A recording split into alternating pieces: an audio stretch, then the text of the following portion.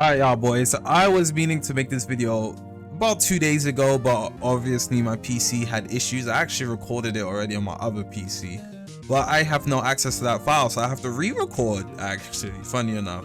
Before we actually get into it, hit that like button, hit the subscribe button, let's do it. Quality of life changes that can improve Grand Peace Battle Royale. So for the first improvement I do have, right, running is a big issue in Grand Peace Online Battle Royale in every single game mode. Now I wouldn't really call it an issue, it is kind of a tactic, because you're not just gonna let people completely melt you. If you're low, you're gonna want to run, get your health back, retreat, and re-engage. But it is a problem. Sometimes you can chase people across the whole map. It kind of makes the game mode a bit stale. You know, if you're winning in a fight, even though you deserve to get the grip, the player might have an opportunity where he's able to run away and successfully get away, and that is really annoying. Now, how we can tackle this issue of runners is to add some sort of dash cooldown or dash bar like they have in Fortnite. In Fortnite, when you activate your tactical sprint, it has a bar, and if you use up the whole bar,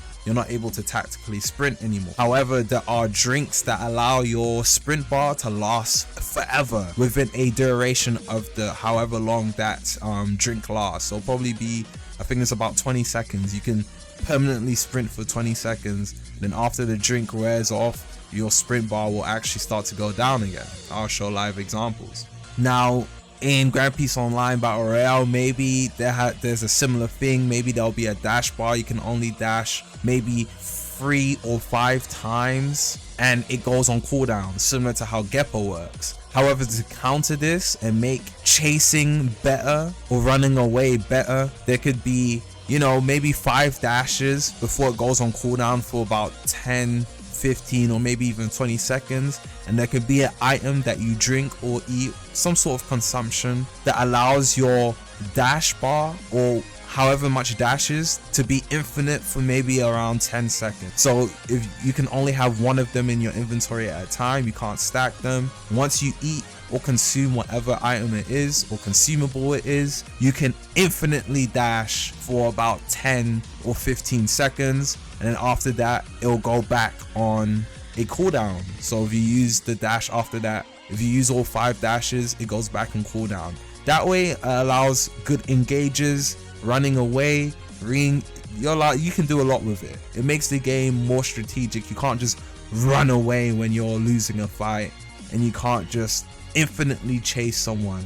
I genuinely think this would actually help improve the state of the game right now, where people just run for their lives consistently. We need to bring that to a minimum and make it more situational. Now this one may be a controversial one, but I do think it needs to change. In Grand Peace Online Battle Royale solos, once you down someone or once you kill them, diminish their health, they go down, and you have to grip them in order to get your health back, or to gain health back, or to claim the death. Now I do think this is a bit annoying. The reason for this is you could be 1v1ing someone, you down them, and then a third or maybe even a fourth party comes and everyone's fighting over that grip, and whoever gets the grip gets not only the kill, but gets that 30% health back with the stamina. And it's really important to get the grip. The assist actually doesn't really mean too much. I feel like once you diminish someone's health, they should insta down, like not insta down, get the insta die. They should insta die. You shouldn't have to grip them in order to claim the death. They should insta die. And this way, even if they get killed by the zone, a shark, or they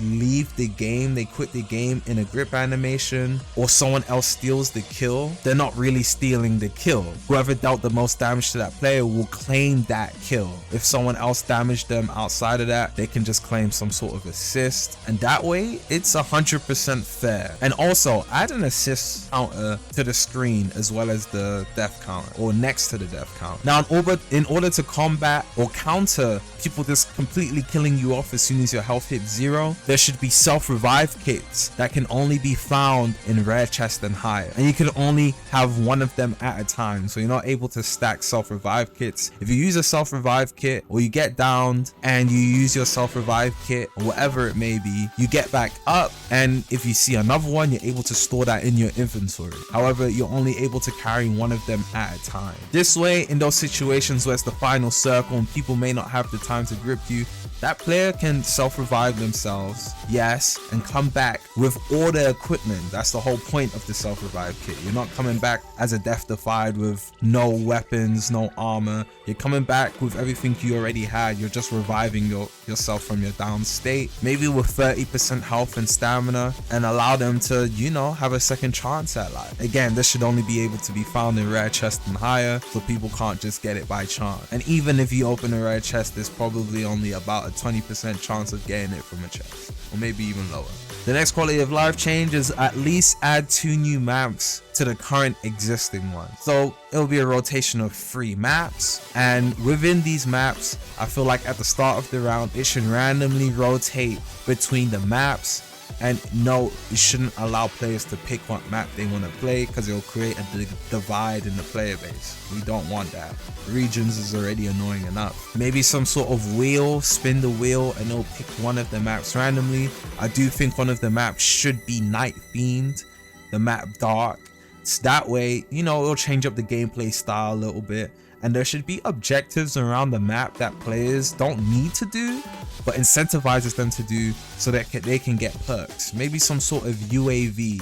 You complete the objective, it gives your team, or it gives you, a UAV for maybe about 10 to 20 seconds. Once you press tab and open your mini-map, you can see players everywhere in that area of the map you're in. However, you're only able to see players when you're tabbed into your map, not out on the screen like hacks. I do think this would, you know, incentivize people to go to these objectives around the map, or incentivize players to fight for these objectives around the map, and it will make there be more incentive than just running around aimlessly. Another thing, kind of in addition to what we just talked about, is the game randomly picking different game modes. Again, at the start, maybe it does a little spin, a spin of a random wheel of different modes. I don't know, one of the categories could be normal, as in the regular BR mode, and the other category could be something like legendary chest only, or rare chest only sort of game mode. And then after it picks the game mode, it will spin for the map right after that. That would be really cool.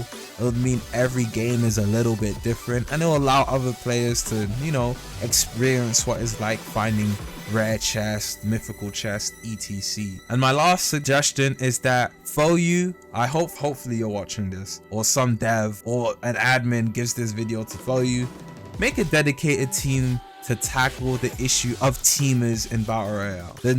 Not much things can be done about hackers, but at least let us be able to avoid having to deal with teamers, because teamers in solos and even duos is genuinely the most annoying thing ever, and it takes away from the fun of the game mode. I won't lie to you, the current mods that are being paid to answer DMs on false bans and things of that nature, most of them don't even do their job, okay? And yes, you could say it's a lot. They probably going through a lot of DMs daily, hourly, whatever. But some people haven't had their appeals checked for the past 6 months, okay? Make a dedicated team to actually tackle teamers.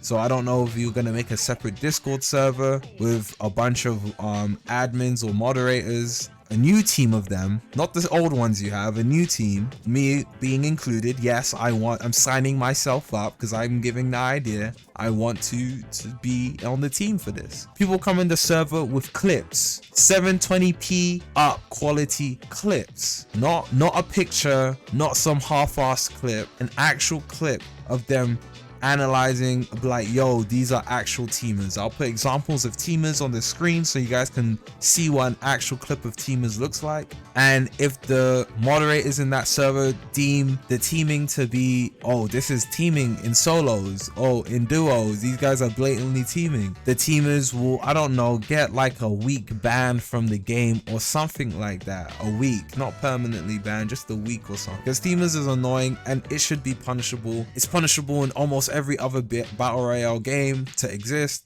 Why is it not punishable in GPO? It's annoying. I shouldn't have to run away from a team of 4 people and I'm playing battle royale solos. It's clearly unfair. I don't see how this is not bannable. It's not an issue.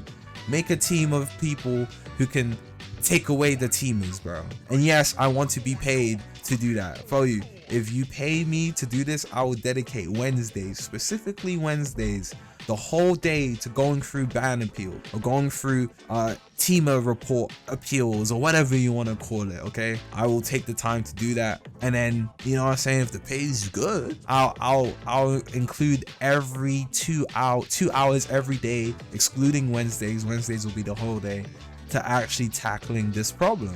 When I'm getting paid, I'll definitely do that. Well, this is in your hands. This video is to not only give ideas to the community, but give ideas to the guy who has made this game mode a thing, finally. And if this is going to be a serious game mode, because it's actually the only thing keeping most people playing, you know, is me, you should take it seriously. Take my ideas seriously. They're on the table. I'm giving you free advice, and I'm telling you to pay me to be a moderator in a Discord server. Yes, pay me, honestly. I want to get hired. Well, you hire me, bro.